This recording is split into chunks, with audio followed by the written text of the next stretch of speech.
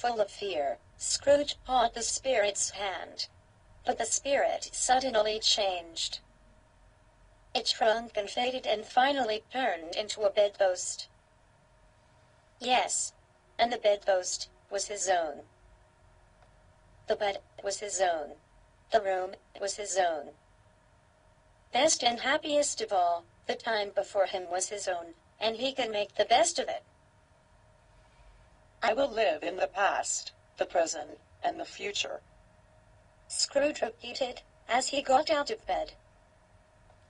I don't know what to do. I am as happy as an angel. I don't know what day of the month it is. I don't know how long I've been among the spirits. Hello. Hello there. He ran to the window, opened it, and put out his head. What's today? Cried Scrooge, calling downward to a boy in Sunday clothes. Today, replied the boy. Why, Christmas Day. It's Christmas Day, said Scrooge to himself. I haven't missed it.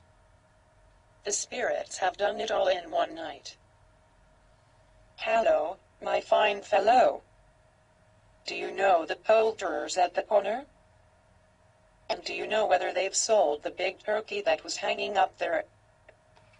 What, the one as big as me?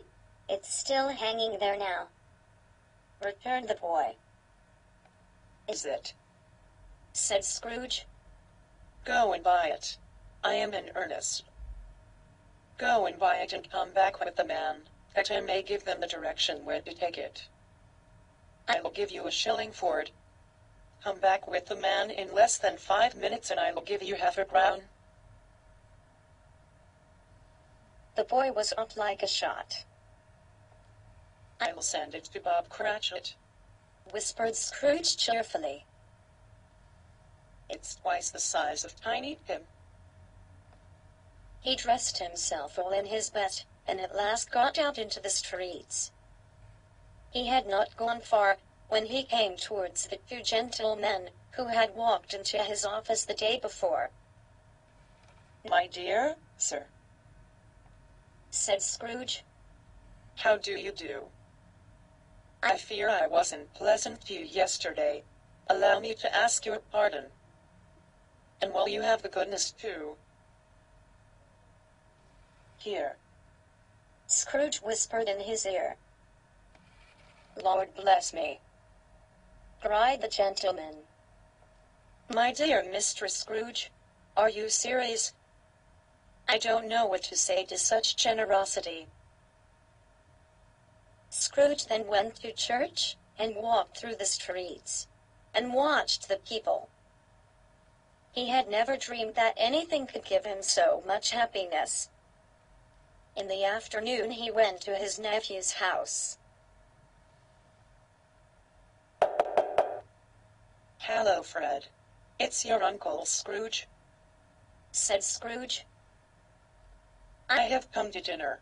Will you let me in, Fred?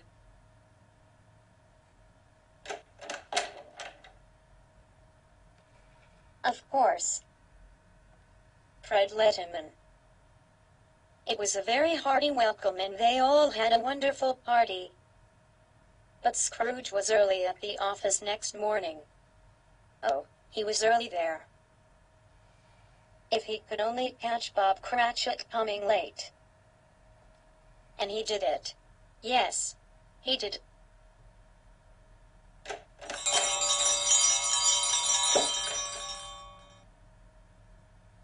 Bob was full 18 minutes and a half behind his time. Scrooge sat with his door wide open, that he might see him coming. Hello, growled Scrooge, in his usual way. What do you mean by coming here at this time of day? I am not going to stand this sort of thing any longer. And therefore, he continued, jumping from his stool, and therefore I am about to raise your salary. A Merry Christmas, Bob. Bob Cratchit was very surprised, and so were many people who found Scrooge so changed. Scrooge became a better person. To Tiny Tim, who did not die, he was a second father.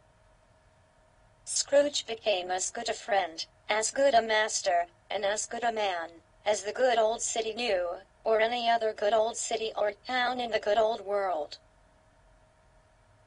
It was always said of Scrooge that he knew how to keep Christmas well. May that be truly said of us, and all of us. And so, as Tiny Tim would say, God bless us, everyone.